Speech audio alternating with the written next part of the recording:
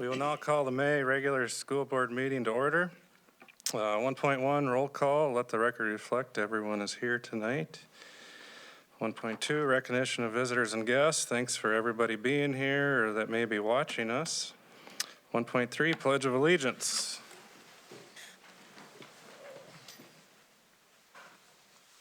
I pledge allegiance to the flag of the United States of America and to the republic for which it stands, one nation under God, indivisible, with liberty and justice for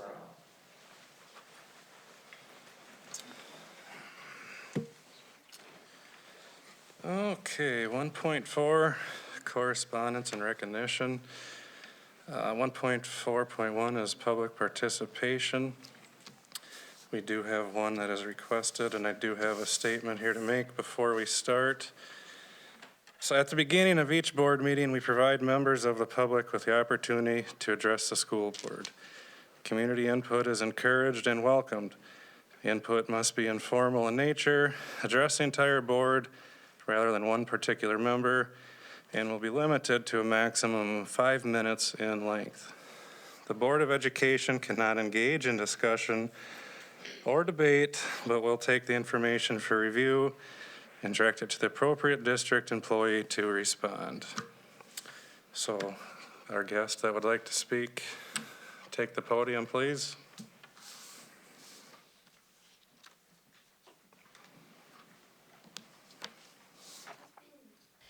Good evening. My name is Julietta Olson, and I'm a sophomore at Worthington High School. Thank you for giving me the opportunity to speak tonight. I'm here to talk about the impact of a recent counselor transition, not from a policy perspective, but from a student perspective. I also want to acknowledge I'm doing this out of my free will. No one encouraged me to speak tonight besides myself. I understand that decisions like these are made with the entire district in mind, and I respect that responsibility. I know there are factors students may not fully see, but tonight I'm asking you also consider what these decisions feel like from where students are sitting. At the beginning of this school year, I struggled deeply with trusting adults in a counseling setting. When I first met Destiny, I was completely closed off. I barely talked. But she stayed patient, she stayed consistent, she never judged me or made me feel like I was too much. Over time, because of the environment she created, I slowly learned how to speak honestly, ask for help, and accept support. That kind of trust does not happen overnight. It takes time, consistency, patience, and emotional safety. For many students, building trust with a counselor is one of the hardest emotional steps they will ever take. And once that trust is finally built, it matters more than people realize. For some students, a counselor is not just someone who changes schedules or talk about classes. A counselor becomes the one adult at school they feel safe talking to when things at home are difficult, when their mental health is declining, or when they're struggling silently. And when students finally find someone they trust enough to open up to, losing that person can feel devastating. I also spoke with around 15 students and several staff members before writing this speech. The responses were very similar. Students described a trusted counselor as someone who listens without judgment, stays patient, and creates a safe space where students feel emotionally safe. And that feeling of safety is what makes students willing to ask for help in the first place. And we've already seen what happens when a trusted relationship is disrupted. This year, when another counselor left, many students struggled to connect with someone new. Some stopped reaching out entirely. Because the reality is, trust is not automatically transferred. Relationships are not files that can simply be moved from one person to another. When a trusted counselor is moved, the relationship doesn't reset, it disappears. And for some students, especially students already struggling emotionally, that can mean they stop asking for help altogether. I understand the reasoning because Destiny has done such meaningful work at the high school. She could also positively impact students at Prairie. I don't disagree with that. I know she would help students anywhere she goes. But my concern about the students she has already built trust with here. Supporting one group of students should not have to come to the cost of destabilizing another.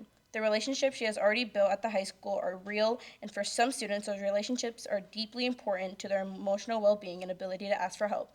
From a student perspective, the current plan is difficult to understand. A high school counselor is being moved to Prairie, a middle school counselor is being moved to the high school, and now a middle school counseling position is being posted. I understand there may be factors I cannot fully see, but I respectfully ask. Were student relationships, emotional consistency, and trust fully considered in this process, and were alternatives considered that can meet district needs while still protecting the relationships students have already built? I want to make something very clear. I'm not here to challenge authority or create conflict. I'm here because students often do not get the opportunity to explain the emotional side of decisions like this. Because this is not just about staffing. It is whether students feel safe enough to walk into an office and say, I need help. It is whether students continue reaching out or decide it's easier to stay silent. And when that sense of safety is lost, the consequences go far beyond scheduling. I respectfully ask that you reconsider not only the decision itself, but also how it is implemented so that students who have already built trust are not feeling abandoned in the process. Because for many students, these relationships are not small things. They are lifelines. Thank you.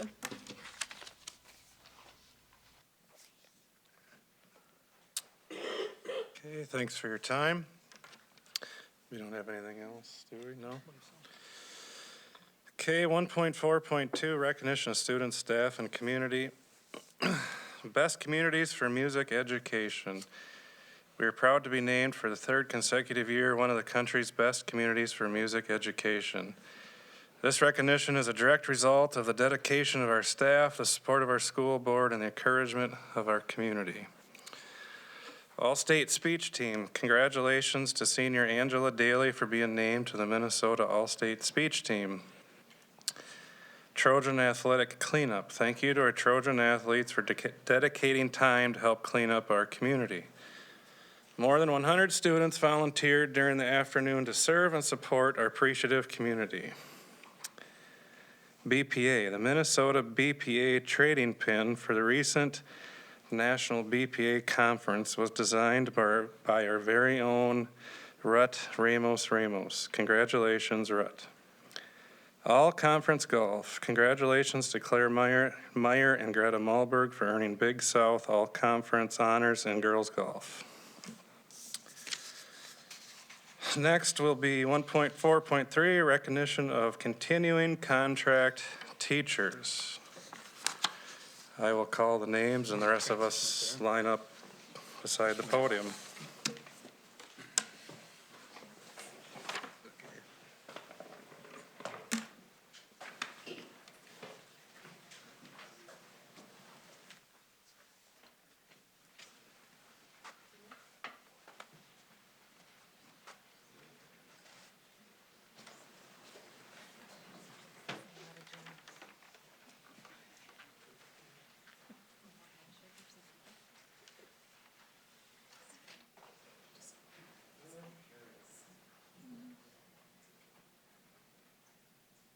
You guys are ready? Okay. First off will be Catherine Aguilar, Intermediate School. They didn't know what to do. Oh, sorry. Shake everyone's hand on the way down. Did you want to hand them out, or do you want us to? You go ahead. Okay, Susan Berg, Vibe. She is joining us virtually. Is that right, Spencer? Yep. Okay. Jacob DeVos, Middle School. Jessica Dibburn, High School.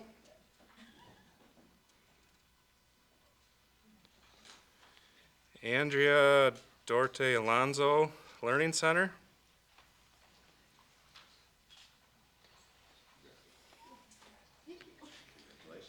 Jasmine Eichenberger, Prairie Elementary.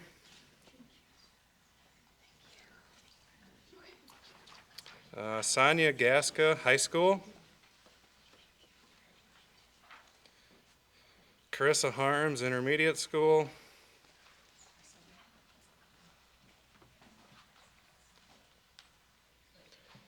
Joshua Hine, Prairie Elementary.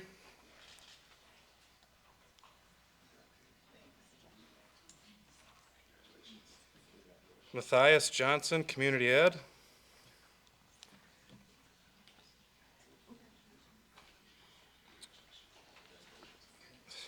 Tammy Jones, Vibe. Tyler Linder, High School.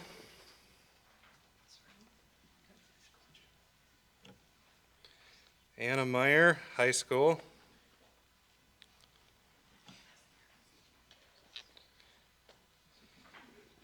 Jacqueline Mills, Vibe, and she is joining us virtually. Laura New, Vibe, she is also joining us virtually. Naomi Page, Vibe, and she is also joining us virtually. Next will be Alyssa Simerson, Vibe.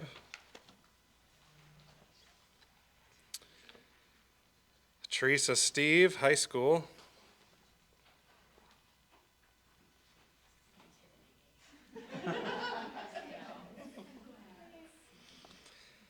Deborah Sundblad, Vibe. Madeline Vanderwall, Community Ed.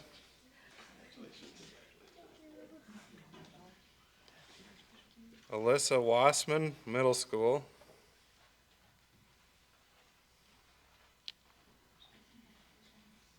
Jake Whitehead, High School. And Avery Wysong, Prairie Elementary.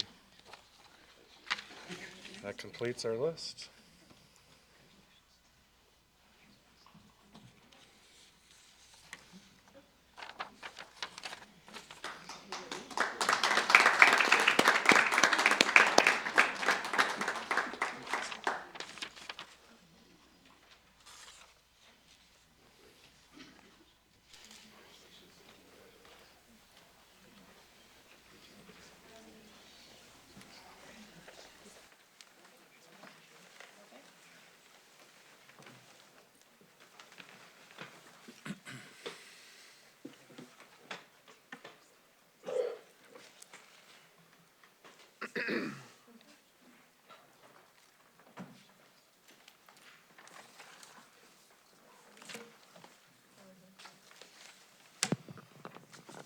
Kind of feel like you're making me earn my pay tonight.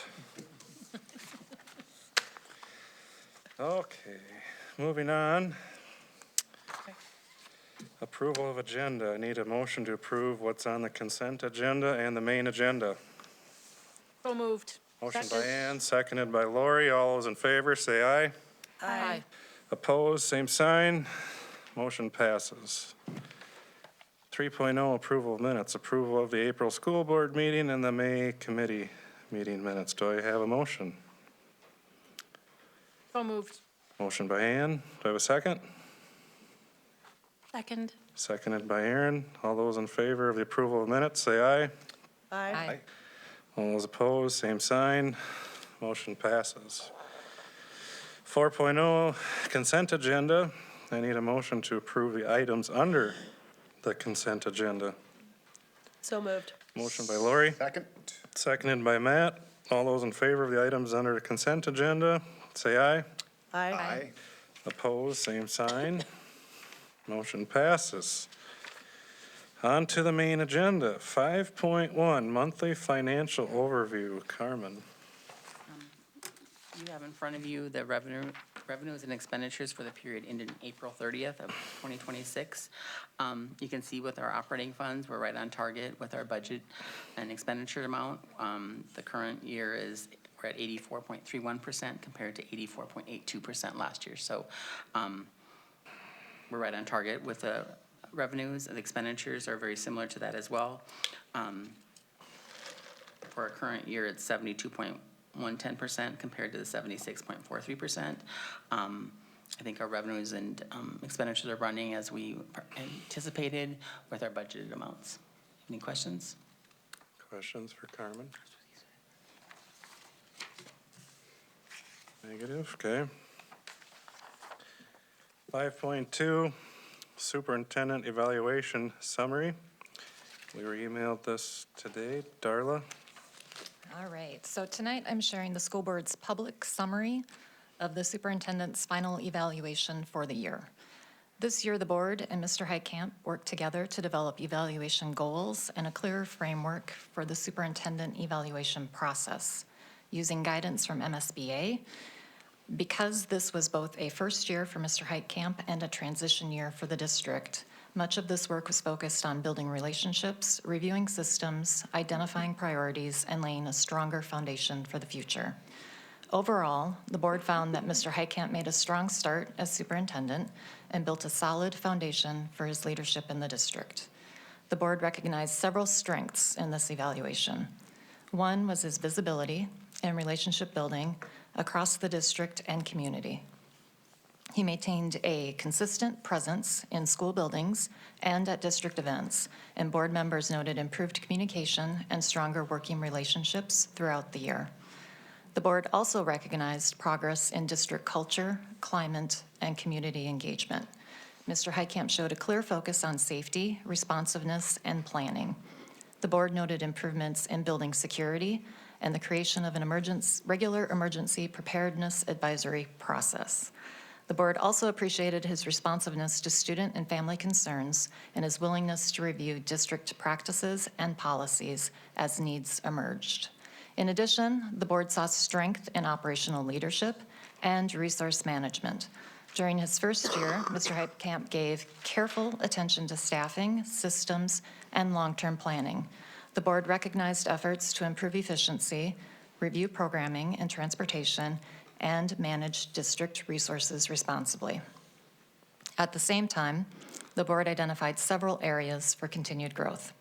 These include broadening community engagement, especially with rural residents and underrepresented stakeholders, expanding opportunities to hear a wider range of student voices, balancing operational demands with academic leadership, and maintaining a strong focus on long-term financial sustainability. The board views these growth areas in context of a transition period. Many of the comments in this evaluation reflect the realities of stepping into a new leadership role while also learning the district and putting stronger systems in place. The board believes the progress made this year provides a solid base for continued growth. Overall, the board appreciates Mr. Heitkamp's work, recognizes the complexity of a transition year, and looks forward to continuing to work together in support of the district's students, staff, and community. So does that mean I don't have to walk him out the door tonight, or Not tonight. making sure? Okay, thank you for doing that, Darla. Very well done. 5.3, graduation ceremony update. This is informational. Tony Hastings and Spencer Winicky, or George, as my daughter would call him. We still don't know where that name came from. Thanks for letting us join you tonight.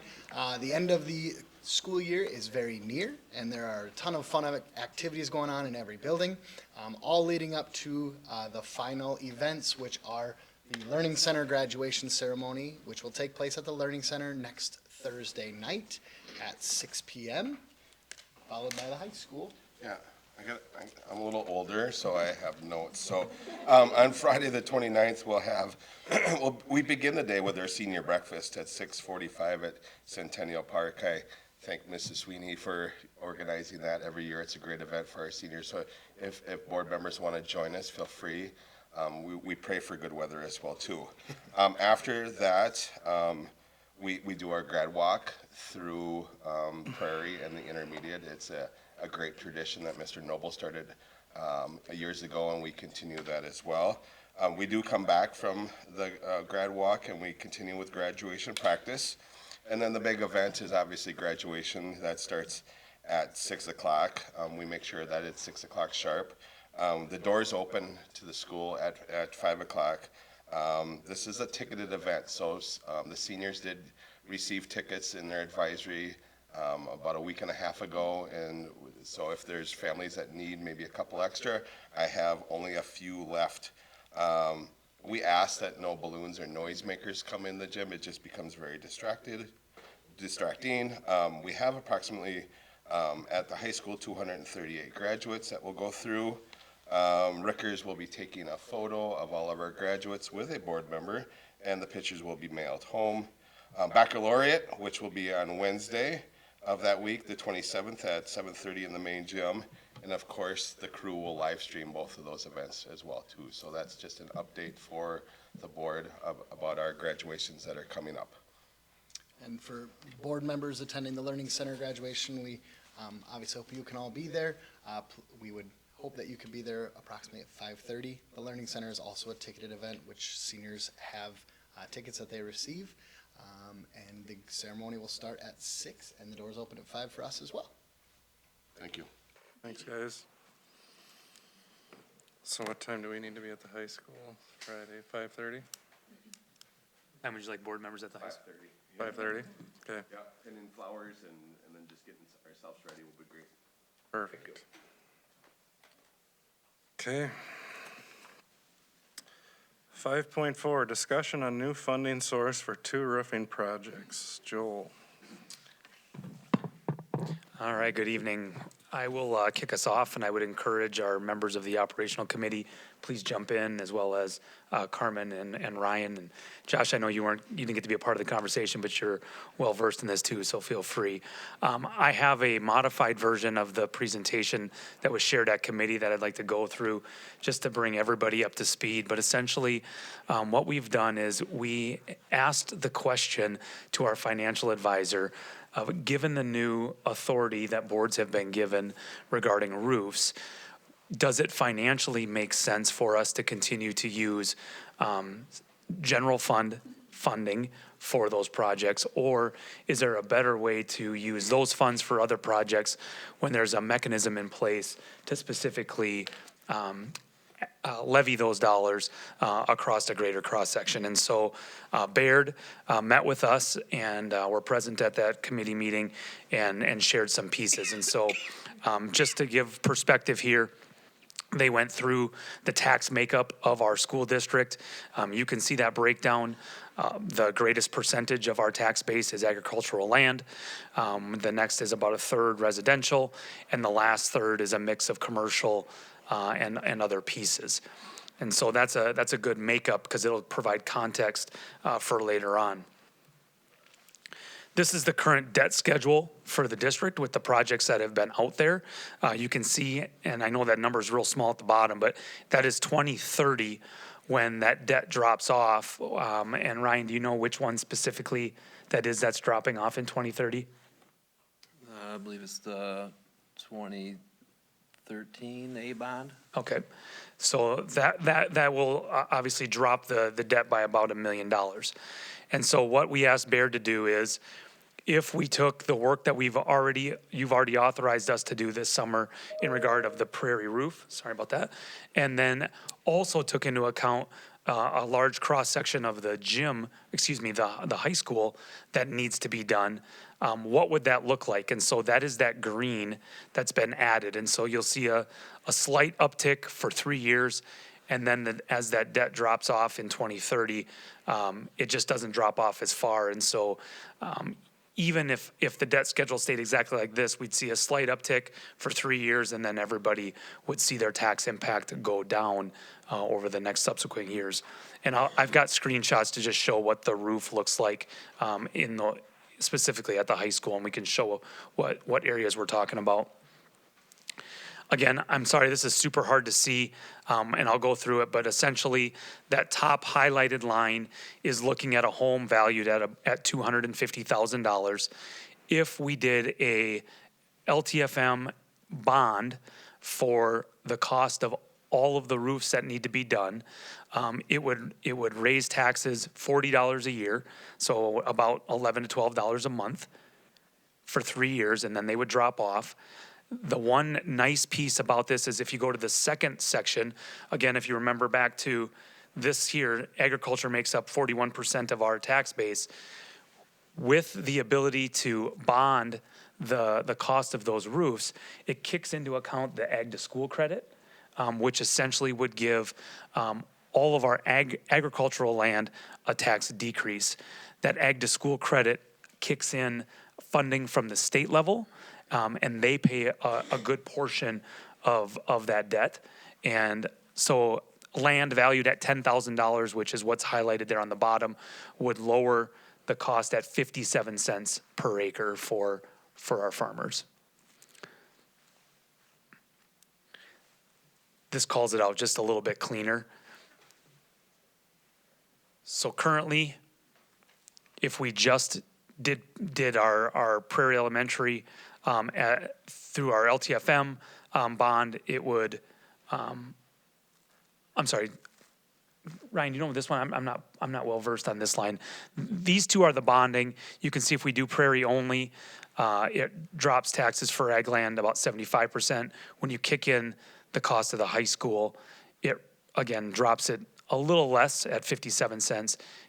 the cost for a $250,000 home goes from $1,430 to $40 or just under $40. Again, that's for 3 years until the debt drops off. That's right. Okay. Just to show quickly here.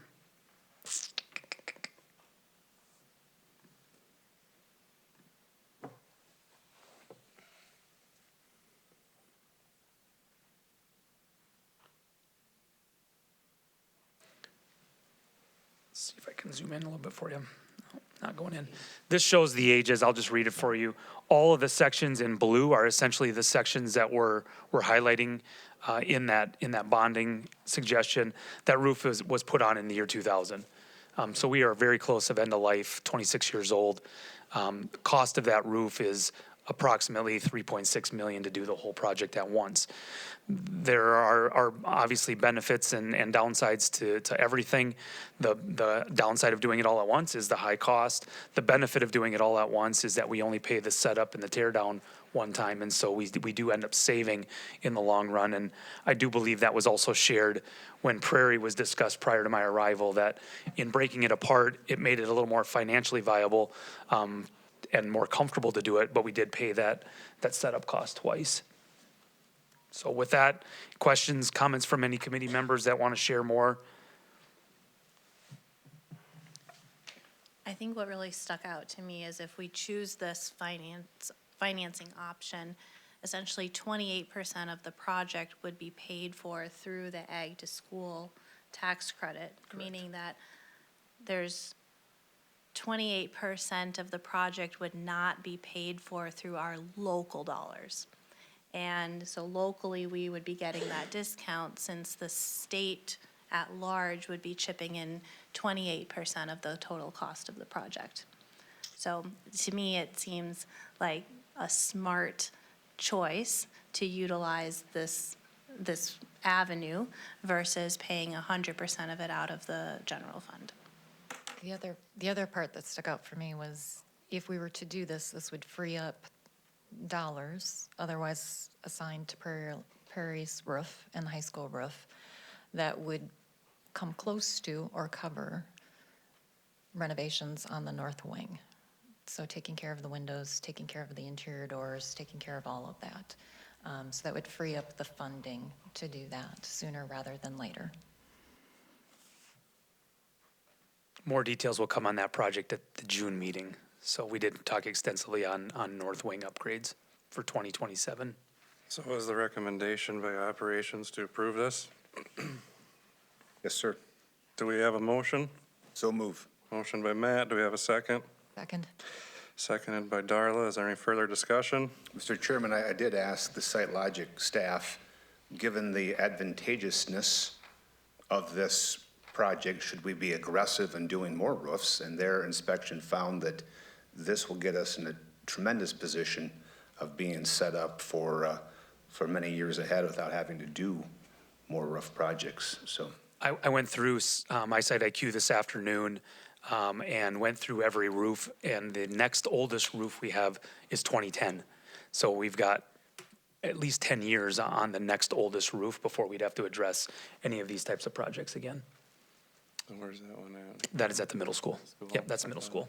And just to clarify, we're talking, the numbers that you gave were to finish the Prairie roof and to consider the high school, the blue portion of the high school that All of the year 2000 roof at the high school. Okay. Yep. Knowing that Prairie would happen now, that's already in the books to happen this summer. High school would be summer of 27. What was the Okay. total dollars then? Total dollars with interest is, It was 5.5, I believe, for the project, plus the interest was 7.5 or 7.6. plus interest. Okay, Over 14 years. okay. Well, we have a motion and a second. All those in favor of the motion, say aye. Aye. All those opposed, same sign. Motion passes. Okay, 5.5, approve the 2026-27 resolution for membership in the Minnesota State High School League. Yeah, Joel. it's that time of year where we have to renew our resolution to continue participation with the Minnesota State High School League. We have that resolution ready to be signed, and it's our recommendation to the board that we approve the continuation of that partnership. Do we have a motion? So moved. Motion by Eric, seconded by Lori. Is there any further discussion? Roll call vote. Ms. Dudley? Aye. Ms. Agard? Aye. Ms. Shute? Aye. Ms. Mills? Aye. Mr. Bloom? Aye. Mr. Parrish? Aye. Mr. Woodboom? Aye. Motion passes. Okay, 5.6, approve resolution establishing dates for filing affidavits of candidacy. Carmen. So we have three board members that will be up for election at the November election. So this resolution is actually filing affidavits candidacy for the office, and you guys are selecting the dates for that. So the dates that we will start receiving the applications is July 14th, 2026, and we'll close at 5 p.m. on July 28th, 2026. Yeah, those dates are set by the state, so they're not something that we select. It's through the MSBA process, and they can help us determine what those are based on the number of days we have to post before the election. Okay. The recommended motion is there. Yeah. Huh? The recommended motion is to approve. Yeah. Do we have a motion to approve the dates? So moved. Motion by Ann. Do we have a second? Second. Seconded by Aaron. Is there any further discussion? This is a roll call vote. Ms. Dudley? Aye. Ms. Agard? Aye. Ms. Shute? Aye. Ms. Mills? Aye. Mr. Bloom? Aye. Mr. Parrish? Aye. Mr. Woodboom? Aye. Motion passes. 5.7, approve resolution relating to the election of school board members and calling the school district general election. Carmen. So this election is necessary for the school district to hold this general election for the purpose of electing 3 school board members for 4-year terms. The clerk shall include on the ballot the names of the individuals who file affidavits of candidacy on the said general election during the period for filing such affidavits as though they had been included by name in this resolution. So there's a sample ballot on the back. Once we have the candidates, Lisa will prepare that. Okay. Do we have a motion for 5.7? So moved. Motion by Lori. Do we have a second? Second. Seconded by Ann. Is there any further discussion? Roll call vote. Ms. Dudley? Aye. Ms. Agard? Aye. Ms. Shute? Aye. Ms. Mills? Aye. Mr. Bloom? Aye. Mr. Parrish? Aye. Mr. Woodboom? Aye. Motion passes. 5.8, approve to declare surplus property. Joel. Yes, tonight, this surplus property we're bringing to you is another chunk of iPads. We've been bringing those to board as they've been available. This chunk that we're bringing forward tonight actually haven't even been collected yet. They'll be collected in the next handful of days as students wrap up. But as we've talked about throughout the course of the year, both at committee and board, we are refreshing our fleet of iPads. And part of the process is we've identified a vendor that's willing to purchase them from us. And so our tech team will take them back. They will box them up. That organization will go through each one of them, determine how much they're worth based on the condition that they're returned to them in. And we suggest declaring all of them as surplus and selling them all to one vendor because then they do go through each one of them and wipe them clean of all student work, student data, and before they resell them to someone else. That's part of the contract. Amy did share at committee that we get approximately $40 to $50 per iPad, given their condition. That's kind of on the high side, can be less if they're cracked or dented. But on average, she figured about $40 that we can then put toward the purchase of a new set. So our recommendation is the approval so that our tech team can move forward. And we've already got almost all of the new iPads here. They're stashed away in the corner of the cafeteria. And so when all the old ones come back, we're gonna have a lot of real estate taken up. So we're looking to offload those. We have a motion to declare surplus property. So moved. Motion by Ann. Do I have a second? Second. Seconded by Aaron. Is there any further discussion? All those in favor of the motion, say aye. Aye. All those opposed, same sign. Motion passes. Okay, 5.9, approve the second and the final reading of policy 721 procurement policy. Joel. Yeah, and I did project just the piece of the policy that was adjusted based on some conversation on our administrative team. And so we are suggesting and recommending adopting MSBA's new model language with the caveat that we are reducing the inline number 1 there. Any school district employee may make a purchase with prior approval. That's verbiage that we added for use in connection with school district operations when the expenditure is less than $250. I believe MSBA's model language was $1,000. We felt like $250 was a little bit more reasonable. Anything more than that should truly go through our own purchasing agent in the district office. And then letter A of number 2 sets it up to $50,000 before board approval would actually be required, although many items do come to board anyway prior to that. But in the event that there was something that was needed, that was the number that we had suggested for this. Went through both committees and last board meeting without any other suggestions.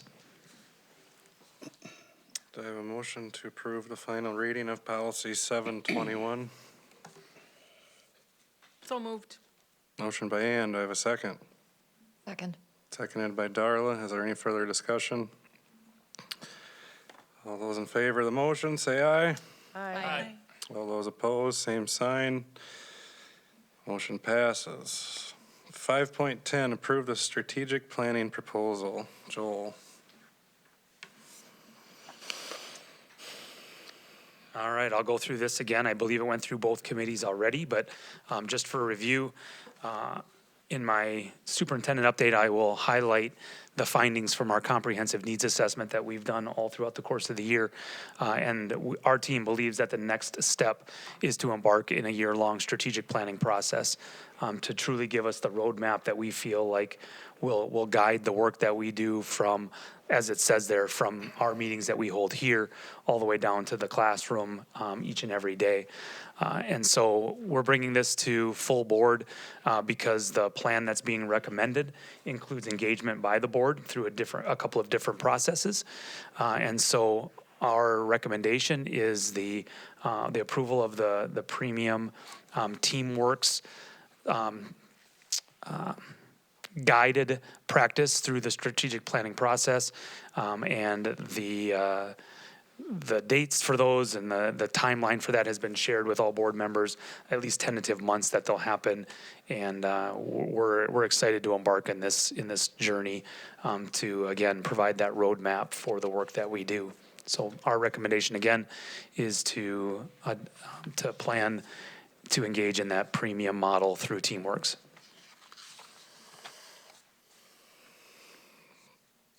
Do I have a motion to approve the strategic planning proposal? So moved. Motion by Lori. Do I have a second? Second. Seconded by Eric. Is there any further discussion? All those in favor of the motion, say aye. Aye. All those opposed, same sign. Motion passes. 5.11, approve resolution relating to the termination and non-renewal of teaching contract. Carmen.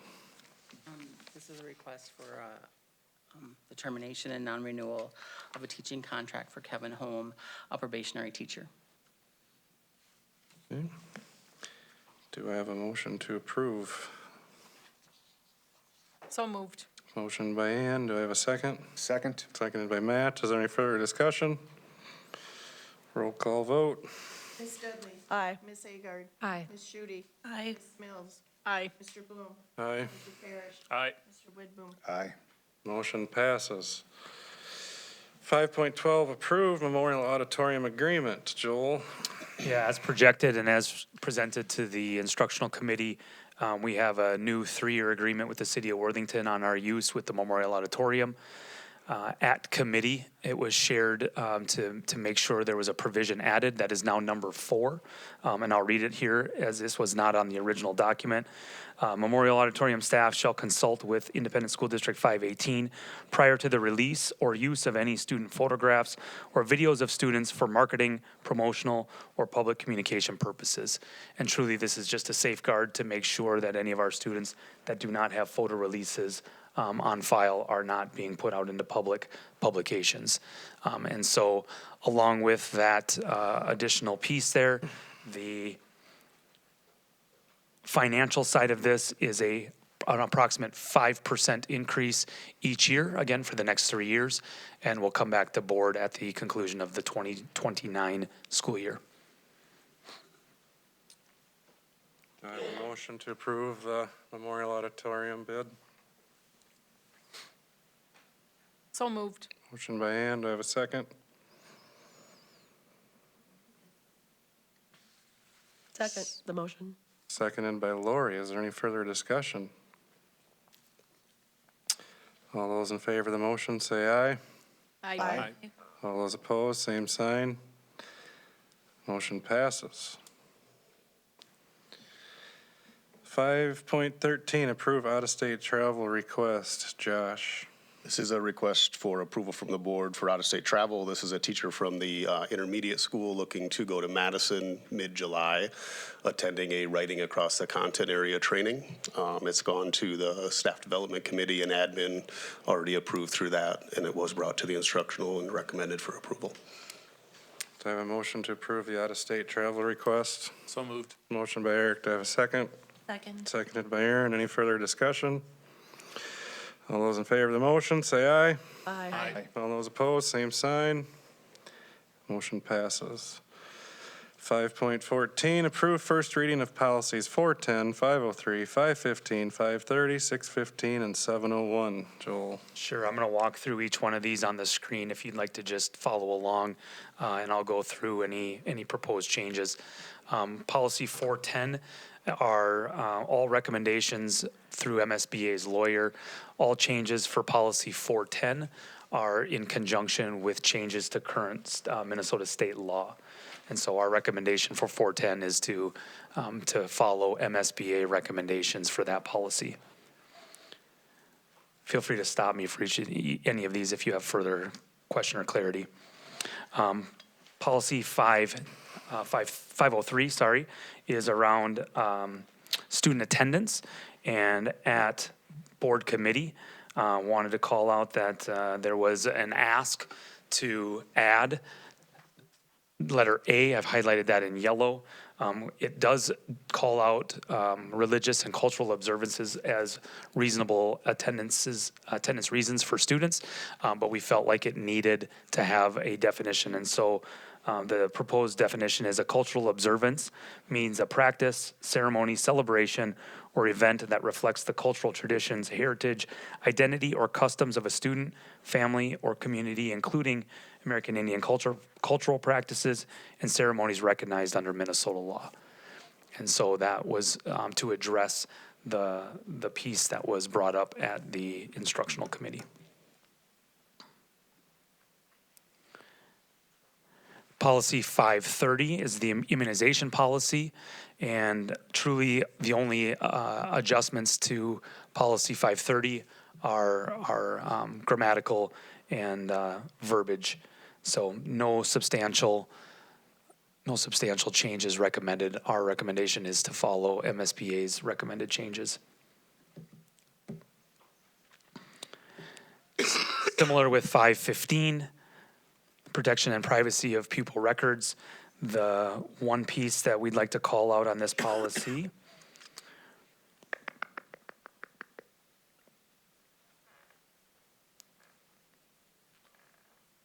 this is a long one. There's a section here that MSBA has added. I'll find it eventually, but there's a paragraph in here that calls out specifically that immunization records are not available for public data request. That was an added that we felt needed to be added. 615 is quite substantial. You'll notice anything in red is proposed changes from MSBA. Again, these are coming from MSBA's lawyer consultant, and our recommendation, given the amount of changes that are here, is to adopt MSBA's model policy. There are more changes than there are leaving original verbiage for that one. And lastly, on adoption of the school district budget, we are recommending adopting MSBA's lawyer recommendations, removing some verbiage, adding some other legal pieces to that policy.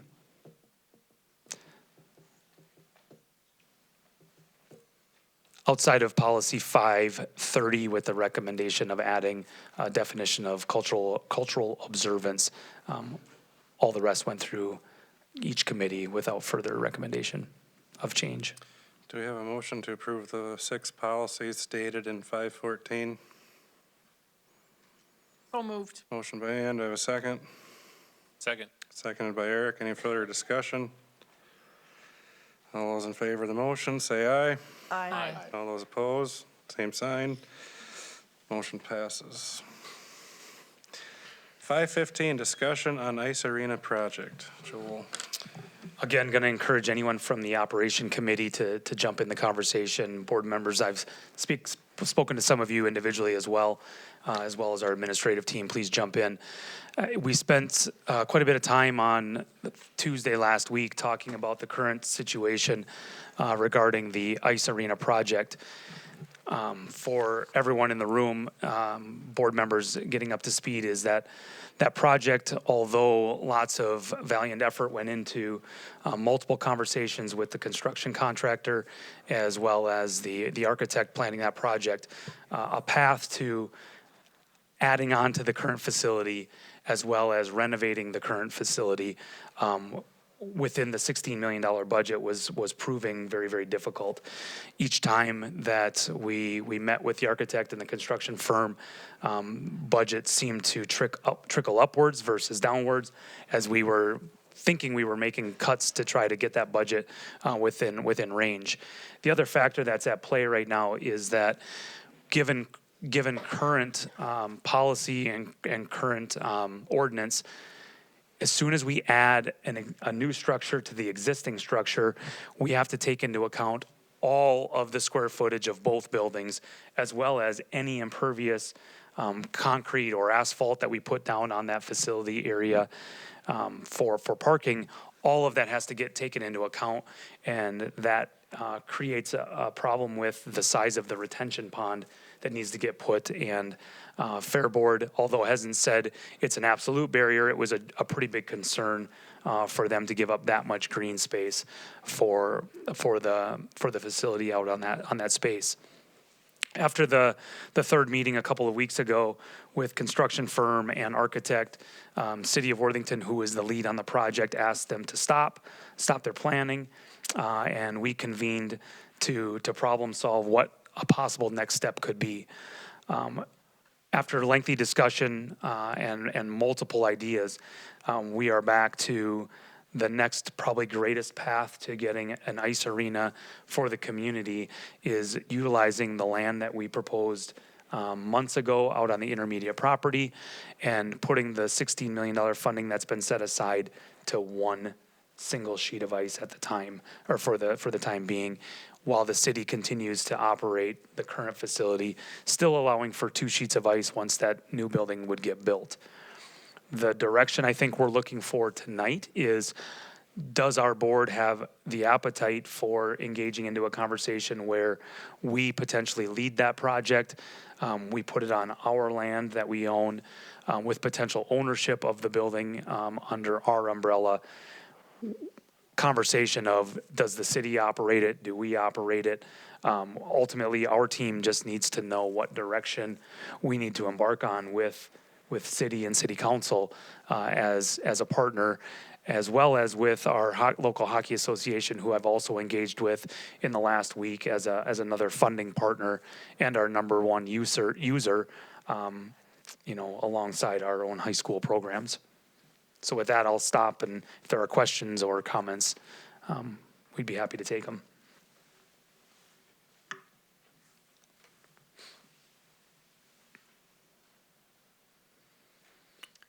Operations? Any comments from any of you three? Mr. Chairman, we had a good discussion or presentation from Mr. Robinson at our meeting, going through a lot of the items shared with Mr. Heitkamp. And we just had a general discussion over the next steps and the possibilities.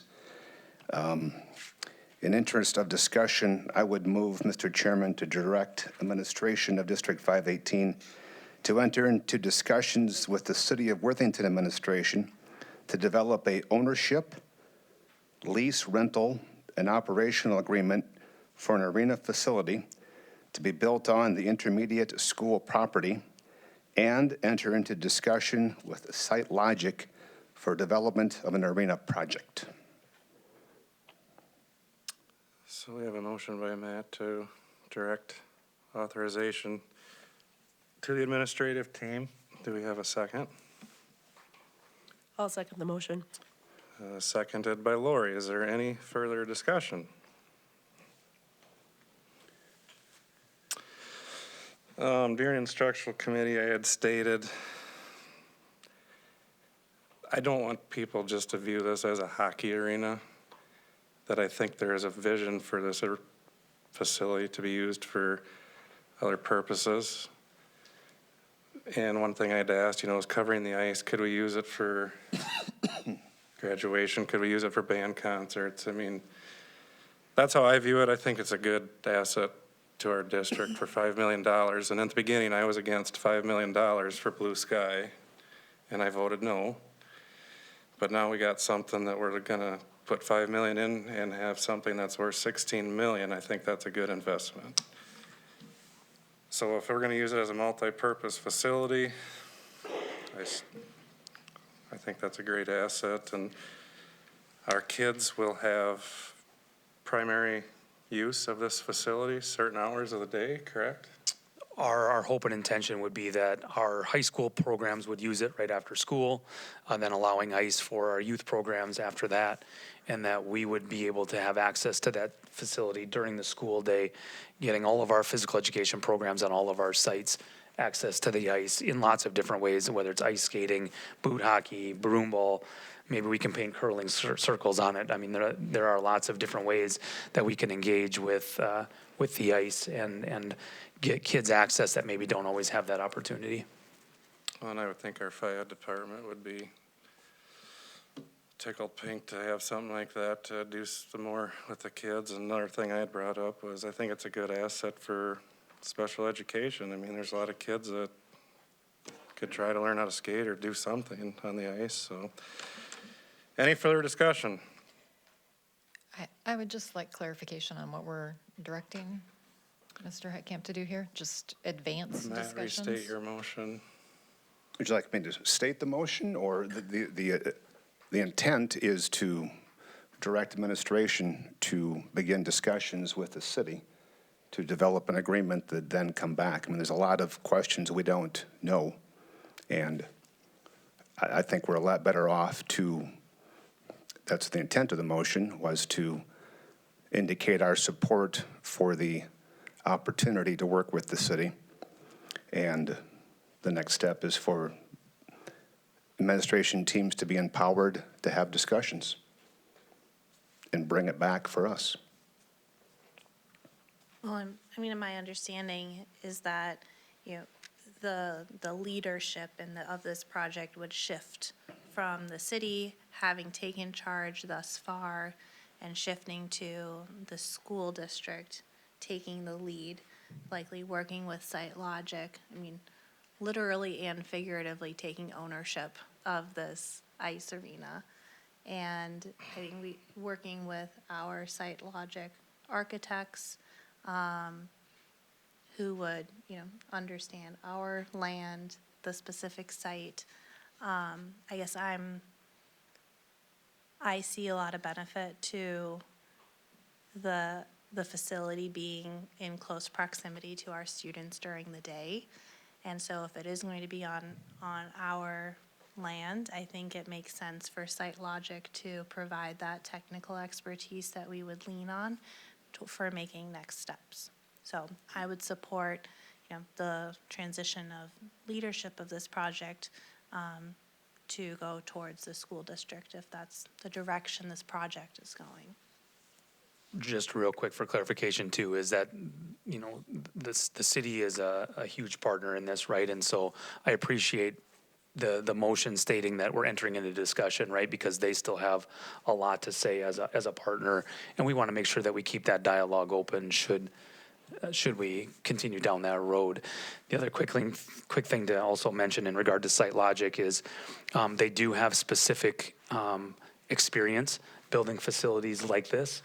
We did confirm that with Jeff, our main contact, not in the state of Minnesota, but they have built facilities in other states as they operate in the Midwest.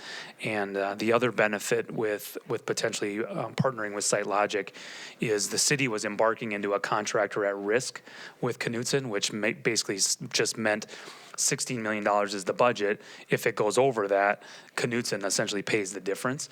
We already have that agreement with all of our projects with Site Logic. And so we don't have to, Site Logic is already well versed in those types of deals. Not that Knutson wasn't, but it wasn't as common where our current agreement already has that stipulation in place that when we sign on the line with the design that they say they can build for a dollar amount, anything more than that is not our responsibility. Is everyone clear on the motion? And just for sure, then, the site of the ice arena facility will be on our property at the intermediate site. That's in the motion. That's the next, yes, that's part of the motion. That's part of the motion, okay. So I think continuing discussions is a good idea. I think there are still, for me at least, 3 big hurdles with us taking leadership and ownership and operations of this. Number 1, the motion that was approved in 2024 was for capital. So I don't think we'd have to bring that back. Not a big hurdle, but I do think that this fundamentally changes the original intent of that motion 2 years ago. The second is the operational costs and how many rinks run in the red, including ours in Worthington. I know Steve has said in the past that it's tens of thousands of dollars a year. So from a fiscal responsibility perspective, signing up for something that we're going to lose money on every single year is problematic. I think there are also, under Minnesota statutes, some hurdles we have to jump through to cover the cost of losses. I think we can use unassigned funds, but I think there's a tax levy statute too that I would like to have us check out. And I forgot what my third one was. But those are my 2 big ones tonight. The third one is, I think the community needs to understand, if we put 16.5 million or whatever that number is into a brand new rink, there is nothing left over for when the current rink is unusable. So if the refrigeration dies at the current rink, we won't see 2 rinks. So this 16 million that the community thinks is being invested in a new build with a renovation, there is no renovation. There's no money left over. So to me, that's a little bit of a hurdle as well. Our original motion, though, was strictly new. And capital, yep. So, and I think we put a 5-year sunset date on that, so I don't even know what year are we in. Getting close. We're over 2 years in. I say we gotta be well over halfway. It's February 19th, 2029 is your sunset date. Okay. So, but I think in Matt's motion too, the direction is to get the best operations. Is that us? Is that the city? I think Matt's got a good motion. So I'm going to ask everyone in favor of the motion, say aye. Aye. All those opposed, same sign. Motion passes. Okay, 516, approve audit services agreement. Carmen. This was presented at the Operations Committee. Our recommendation after evaluation of our proposals that we received is to go with Abdo Auditing Firm out of Mankato. Based on our, they just had a strong experience with Minnesota schools and the support that they will provide for our staff. And meeting the timelines is important, and that's why we chose to go with them. So our recommendation is to go with Abdo. Okay, do I have a motion to approve the new audit services agreement? Move to approve. Motion by Matt, do I have a second? Second. Seconded by Aaron. Is there any further discussion? Mr. Chairman, Yep. in the discussion, there are some added benefits to this that are beneficial to us over our current audit situation. Could you speak to that? Yep, so some of the benefits, one of the parts that we had discussed and we had requested in our proposal is that the audit firm actually prepares the final audit report. Currently, Mr. Swanson's doing that, and it takes a lot of time, and that's not really how we feel. We would like an outside firm to come in and prepare that final report. So that was one of our requests in our proposal, and we believe that this company would be able, they do that, and just their experience with other school districts, we feel like that would be a huge benefit to the district. Thank you. Carmen, is there, what's the cost difference, or not difference, but is it quite a bit more to go with Abdo than our current auditor? So the bid for the first year, and this is, we're approving for 1 year with the possibility to continue that for up to 4 years based on how the proposal the request was made. It's $47,500. Our current is right around, I believe, Ryan, 31, 32. So there is a difference there, but we feel that the service that they're going to provide is going to benefit the district. Right, thank you. Okay, we have a motion and a second. All those in favor of the audit service agreement, say aye. Aye. All those opposed, same sign. Motion passes. 6.0 reports, superintendent's report. All right, Chairman Bloom, members of the board, as I've shared in prior meetings over the course of the school year, district and building leadership teams have engaged in a continuous needs assessment. Through collaborative discussion, reflection, and data analysis, several key themes have emerged. The work identified multiple what we called buckets of focus, including strengthening our district vision and mission, improving family engagement, refining PLC structures and expectations, increasing access to strong Tier 1 instruction and MTSS supports, enhancing staff feedback and growth systems, improving data literacy and data-driven decision-making, and continuing efforts to recruit and retain a diverse, high-quality workforce. Following extensive discussion and a prioritization process conducted by our CNA team, 3 primary district priorities emerged. The creation and revision of a district vision statement and mission statement.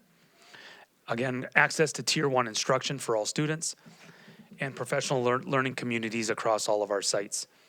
As we move forward, these priorities will help guide the development of a more unified strategic direction for our district. Embedded within all 3 priority areas is the important work of utilizing evidence, strengthening the overall fidelity of implementation, and ensuring data-based decision-making across all levels of our organization. Building level teams have already begun identifying current systems, practices, and initiatives already in place at each site that align with these priority areas. Again, this work will help shape the future strategic planning efforts and ensure alignment across the district as we continue to focus on improving outcomes for all students. That's our report for May. Okay, thanks, Joel. 6.2 instructional. Everything's been covered? 6.3 operations. Mr. Chairman, one item that we discussed at length was the 2027 projects and the pretty ambitious goal of laying out what we have going forward, and that'll be on our agenda. That is on the June agenda. Next month, so. Yes. That's all I have, Mr. Chairman. Okay, does anyone else have any other reports? Okay, other business, reiterate, ALC Thursday the 28th, be there at 5:30 if you're coming. High school Friday the 29th, also be there at 5:30, and we will be there. When is the Monday deal again, Lisa? That's at 8? June 1st. June 1st, that Monday, right? Breakfast is at 7:30 and the program's at 8 and it's at Prairie Elementary School. Okay, you guys got that? Okay, other than that, 8.0, future business, there is none. Do I have a motion to adjourn? So moved. Motion by Eric, we are adjourned.